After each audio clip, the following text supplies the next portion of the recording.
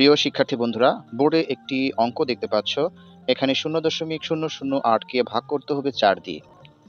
সুতরাং 4 হচ্ছে এখানে ভাজক আর 0.008 এটি ভাজ্য। তাহলে 4 দিয়ে আমরা এটিকে এভাবে ভাগ করতে পারি, 0.008। এখানে প্রথমে 4 দিয়ে আমরা শূন্যকে ভাগ করব, 0 বার যায়, 4 0 0। এবারে দশমিকের পরের যখন কোনো সংখ্যা ভাজ্য থেকে নামাবো ঠিক তখনই আমাদের ভাগফলে দশমিক বিন্দুটা দিতে হবে। ভাগফলে আমরা দশমিক বিন্দু দিলাম, এবার এই শূন্যটি আমরা নামিয়ে নিয়ে আসলাম।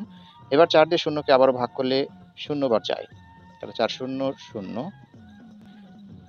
এখন এই অঙ্কটি আমরা আবার নামিয়ে আনবো। সুতরাং এখানে 0, 4 দিয়ে শূন্যকে আবারও ভাগ করলে আবারও 0 বার যায়, 4 0 0। এবারে ভাজ্য থেকে সর্বশেষ যে সংখ্যাটি রয়েছে সেই সংখ্যাটি নামিয়ে আনবো 8।